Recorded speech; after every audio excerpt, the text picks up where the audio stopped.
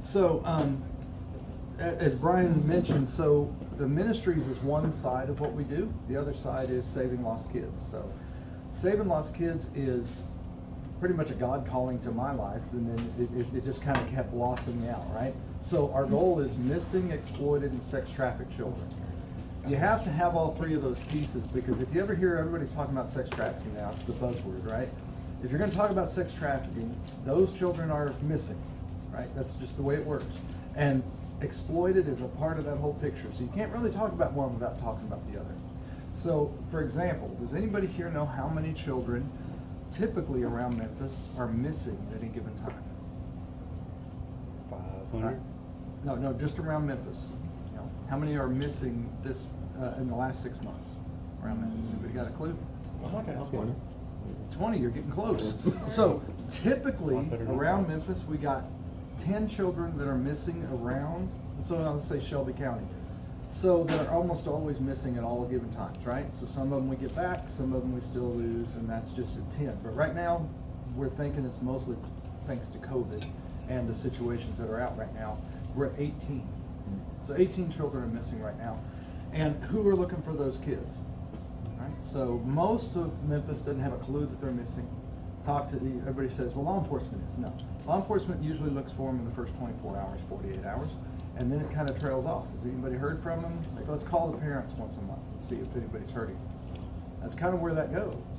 So without us keeping our eyes open and actually paying attention, that's what you'll start to see these kind of going up. So we're going to put these little things up. So these are the kids that are missing from this area. They have to be missing from this area, immediately missing, right? So most of these kids are 6 months old missing. At least they've been reported 6 months missing. A lot of times we get them and they're like, well, they've really been missing for a year. But we're just now putting them out because it's the first time they've been reported. So when you hear 18 kids missing, which you're going to see on this little box, these kids represent about half of what's really missing. Right? There's another half that's not even being reported. Right? So I want you to think about that for a minute. So when we're talking about sex trafficking, it's usually not what people see on television, right? It's almost never what somebody sees on television. What you think on television sex trafficking is this, right? White van pulls up, sees a kid, grabs a kid, throws him in the van, takes off, right? Stranger, doesn't know the kid, just opportunity, right? Less than 1% of the time that happens. It's not how it really works in sex trafficking. Sex trafficking is all about manipulation. It's all about vulnerability and taking advantage of a child. So, I'm going to tell you about one story of how we started one of the big stories that we use, because this is almost a perfect example of how this works. So this child lost her dad when she was a young child, right? So that left a hole in her, right? We call that an ACE, or ACEs, adverse childhood experiences. That means it's something that happened to you as a child is going to permanently affect your future, right? So there was a hole. Well, nobody filled that. No counseling, no support like that, just an emptiness, right? So later on she gets raped, right? So now she's 12 years old and been raped, well, without daddy. Now, that's another big ace, right? So how much counseling do you think she got? Zero, right? So now that's a very vulnerable group, right? A sex trafficker looks at that and says, oh, I can exploit the snot out of this, right? All I got to do is act like a daddy. Got that. And all I got to do is be nice to her because she's already broken, she's already vulnerable. And so he built a relationship with her. Now, mom's not allowed to know about the relationship. So we're going to have this relationship with this child. And by the way, he's 35, right? She's 12, 13. He's 35. So he gets her to fall in love with him. See, that's the game, right? We're going to do this for months. We're going to play this out without mom knowing about it. Eventually, now he buys her nice stuff, really nice to her. He's acting like a dad in situations. And so eventually he's going to pull the plug, right? He's going to say, hey, why don't you come and stay with me? We'll get married. I'll buy you nice stuff and all that kind of stuff. And now she chooses to leave him and come with him. So when we start talking about runaway, almost all the kids that you see on here, almost every child of it, does anybody know the number one thing, and I pretty much just explained it, the number one reason why children go missing in America? Does anybody have a clue? Runaway. Who said it? Yep. Runaway is 91%. roughly, of all the kids that go missing each year are runaway. Like the 91% of last year's kids that are still missing today are runaway. But it's almost not fair to say that.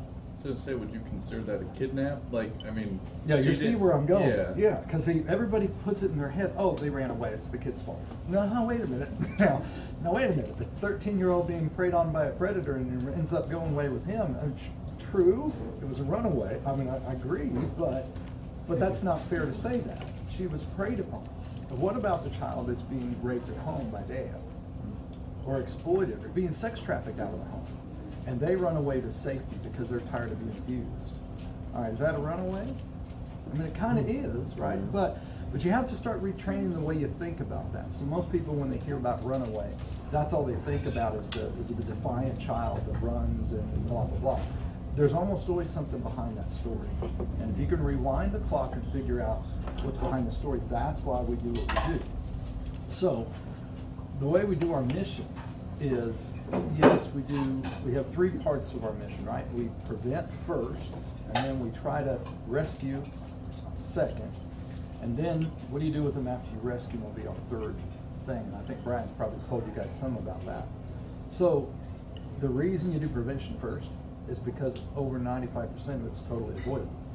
The child knew how to make a safer choice, even if they ran away. All right, you're in a situation, you're going to run away. This is a safe way to run away. This is a dangerous way to run away. These are red flags you should look out for. You should be aware of this. Even as a 13-year-old girl, you should be aware that when you have a 35-year-old boyfriend, that's not right. Right? You're not supposed to tell your mom about this secret boyfriend relationship. Ooh, big red flag. See, but the child's never been taught any of this. So she just kind of doing what a 13-year-old ignorant, as far as relationship-wise ignorant, would do. And so she's very easily manipulated. And so we go and do prevention events as much as we can. Awareness, education, and prevention. Because if 95% of it's avoidable, that's where it needs to start. And we'll do the free child safety IDs. You guys have heard of them before. Ours are very elaborate, kind of more professional. Everybody's trained to do one thing. And we don't have kits that people take home because that's pointless. What we're really trying to do, though, IDs aren't the solution. Right? IDs are just a way of you helping others to have something if they do go missing. Absolutely good. But what it really does is I can get the parents' attention. I get them thinking about their child's safety. We can get the child thinking about their safety. We are going to, the way we started, we always started the same way on one end when we started. We're going to do their height and weight, and on that side we do fingerprints. And then they have to pass by this wealth of material before they can finish it, which is on this side, which is their DNA and their pictures and their bite mark and scent detection and all that other stuff. So in the middle is the magic, right? The middle is where somebody like me or one of my teammates that is good at interaction with the children, we do a one-on-one with every child that goes through. We do it on purpose because we want to, if it's a little kid, we want to show the mom or dad, it has to be with the parent. You always want the parent there. I want to show them where their disconnect is and where they're doing things wrong. Why they, trying to get my timer back up here. Kind of why they needed all this. And so as soon as we get the child starting to respond with incorrect answers, that's what we want. Mom's now freaking out. Well, that's not what you should do. Yep. So remember all that stuff you were ignoring and weren't worried about 10 seconds ago? Let's go back and revisit that. And that's what we do at our events. We also have search and rescue and sex trafficking rescue teams. It's kind of more private. And we are good at kind of getting some really well connected to law enforcement in that. So we do it in partnership with law enforcement. And then we started rescuing kids and we find out there's no solutions for them. So that one poor child I was telling you about, she got sex trafficked at 12 and a half, 13, 13 and a half, and then 14. And it'll keep happening because if you don't fix that broken, she's just more vulnerable now. This is just an easy thing for a trafficker. So you have to take a girl that's been recovered out of trafficking and you got to fix all that broken. You got to show them what God made them to be, not what they've been told a girl is for, and what they've seen what a man is. All that has to be re-educated. And so we're now building the largest care facility for sex trafficked girls in the country. The biggest thing on sex trafficking that's ever been done in the U.S. And G&I is a huge part of that already. So I'm so thankful for that. So how can you guys get involved? It's pretty simple. We are looking for volunteers. It's fun at the events. It's not hard. We're just playing with kids, teaching them, like I'll teach you guys one thing. You do fingerprints or height and weight or pictures or you're an escort, something simple. And so we have our next event on the 30th of this month. It's in Atoka Railroad. There's going to be about 600 kids. We're not going to see 600, but we have the potential of 600 children at Atoka Railroad from noon to 4. We'd love to have volunteers, right? Volunteers are fun. It's easy. It's from noon to 4, so it's not all that hard. Then we also have on the sex trafficking rescue team, if that's something that God calls on your life or puts on your heart, that you want to make that kind of difference, connect with me and I'll be happy to start flushing through that. And then our restoration project, the biggest thing in the country, that's all about connections, right? You guys said it's all about who you know, right? Right now we've got a 29-member board, right? Some great guys, Sheriff Bonner, Amy Warwick, Mark White, State Representative Mark White, Senator Rose is now on the board. The governor's now endorsed it. And so, we're getting a lot of those kind of connections, but we need a whole lot more because this has got to be a huge endeavor. It's just like St. Jude, right? We're building a sex trafficking version kind of thing of St. Jude, right? Where everybody needs to be a part of this solution. And that's what we're trying to do is open that up. So we got 3 or 4 properties we're looking at, still playing with them. Still need $2 million here and there to buy the properties or get that. So we're looking for those investors who are wanting to do something. But anyway, if you'd like to know more about us, so savinglostkids.org, savinglostkids.org, Brian has it on the card, that's our website. Savinglostkids.net is just about the missing kids and that dragnet, that safety net, trying to bring these missing kids back, and that's Brian's baby with that. And if you're not a digital deputy, I'm sure he's already talked to this group about that. Well, George is a first-time visitor, so please enlighten. Digital deputy is really cool. You just get to be a text message when a new child goes missing. So all you have to do is text the word lost to 51555, and boom, you're a digital deputy. You'll get notified when a child goes missing. Just ask if you keep your eyes open and share it with others. Share it on social media would be great. So thank you. Went a little over my 10, but thank you all so much. Happy to answer any questions y'all have. You said the Atoka is October 30th? October 30th, yes, Saturday. Next Saturday. I can help. Awesome. Yeah. So if you'll please text me, let me give my card out. So you can bring in, of course. No, text Brian. Can y'all text Brian? Let him know that you will volunteer. If you can volunteer, text. If you don't text, I don't know that you're volunteering and it won't work. So just text them and let them know you'll be there. Brian, will you enlighten the group on what would be a perfect fit for our flat screen missing kid donation box? Awesome. So this little box, so we're gonna get 50 of these in the next round, right? It costs about $50 for us to make them. But we're gonna put this in any place that has good foot traffic and visibility, right? So the little cord gets plugged in, so it keeps it running. And the game is try to get those missing kids in the eyes of preferably parent-children combination kind of thing. So children are going to recognize the children. It's just where it goes. And if they don't refer that to the parent, if the parent's not there, it kind of dies, right?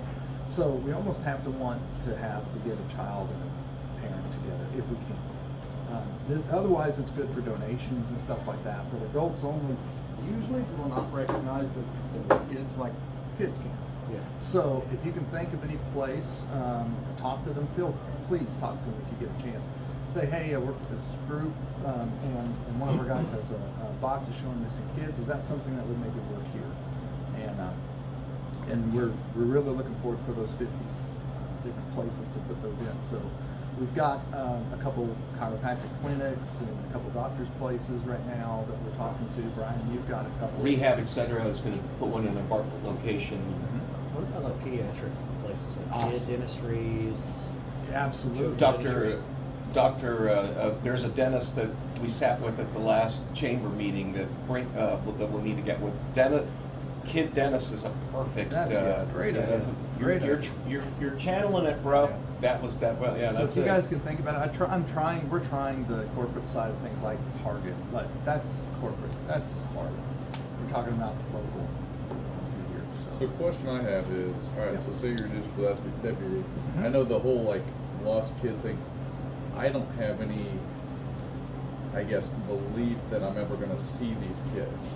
Like, Okay. I know for myself, but if I did, Yeah. what is the process then? Like, okay, I recognize one of these children, what next? What am I doing now? So late last night, I got a phone call from my mom. We just recovered her kid. Right? She gets recovered because somebody spotted her. That's what the whole thing is about. We are getting so many tips now on where the children are because this child saw it, because they heard it and they saw it on Facebook and they saw this. So when you see the child, it'll show you on there what numbers to call. You can call us. You're welcome to do that. If you actually have seen the child, you know where you are. You can call the local police department. They'll take it. I don't know that I call 911. I mean, it'll route to death, right? So I would just call the local police department. You can call us and get that started. And that's kind of what I would suggest you do, because that's a great. The local police departments or sheriff's departments are the ones who really are in charge at that time for that child. That's kind of the way it works. But on all the posters, you'll see the number for the department that it's been missing out. So let's say they're missing out Shelby County, you'll see Shelby County's number and the detective who's over that. So you want to call that. But it makes a huge difference. Literally last night, we were looking for a child, and mom said, look, I'm going to start to put up a reward, and we do this and we do this, and last night we covered her. So that was huge. Bless y'all. Thank you so Right, much. thank you. Humbled Thank and you. honored. What a great group. Wow.